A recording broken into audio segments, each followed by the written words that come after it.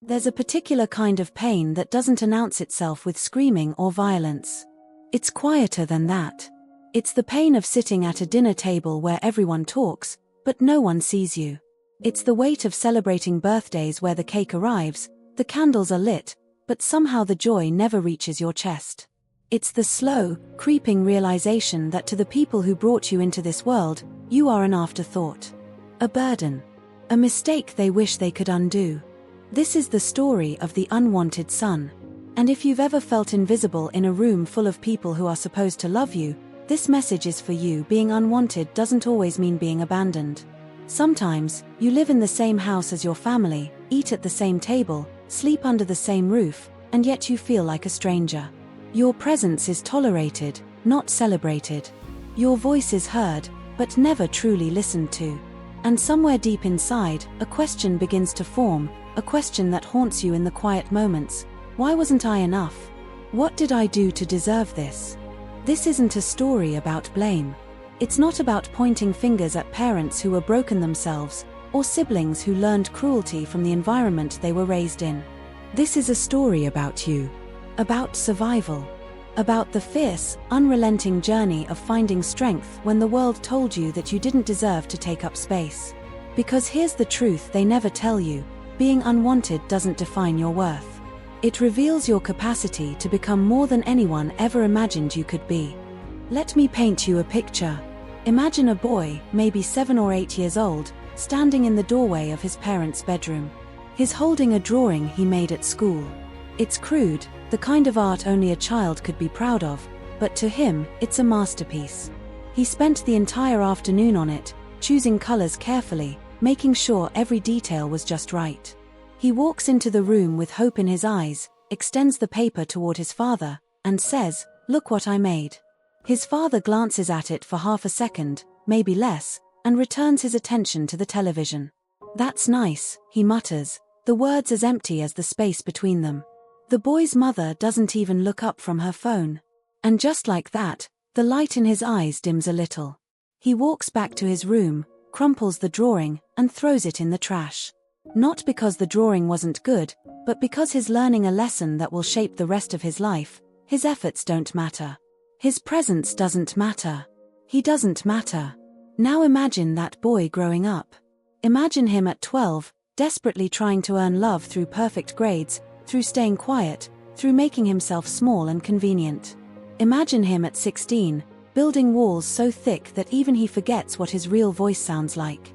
He laughs when others laugh, agrees when others speak, disappears into the background because that's where unwanted children learn to live. In the shadows. In silence. In the suffocating belief that if they just try hard enough, if they just become good enough, maybe, just maybe, someone will finally see them. But here's what happens when you spend your entire childhood begging for crumbs of affection. You start to believe that love is something you have to earn. You start to think that your value is tied to how useful you are, how little space you take up, how few problems you cause. You become an expert at reading rooms, at sensing shifts in mood, at predicting when to speak and when to vanish.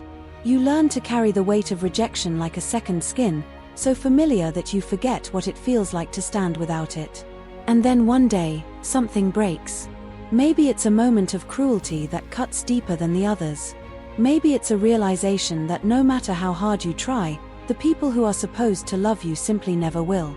Maybe it's the exhaustion of pretending that you're okay when every fiber of your being is screaming that you're not. Whatever it is, something inside you cracks wide open, and for the first time, you stop asking, "Why don't they love me?" and start asking, "Why did I ever believe I needed their love to be whole?" Here's the part they don't tell you about rejection. It has the power to destroy you, but it also has the power to forge you into something unbreakable.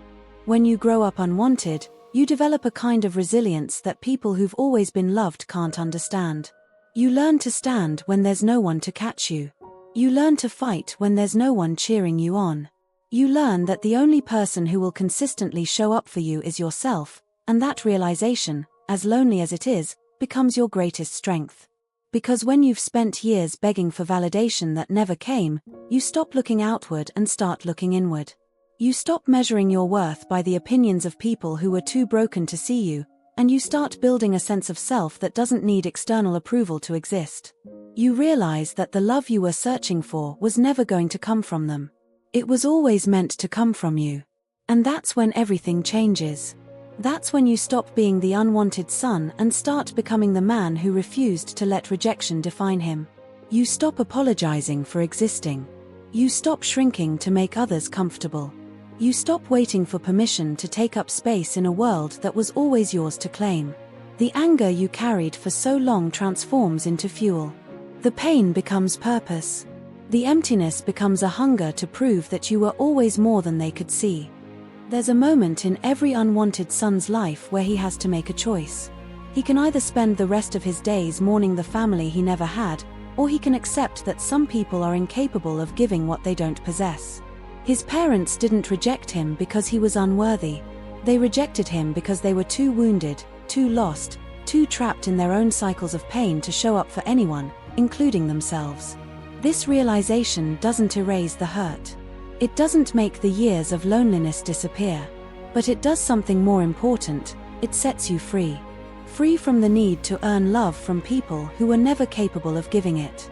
Free from the belief that you are defined by the worst moments of your childhood. Free to write a new story, one where you are not the unwanted son but the architect of your own redemption.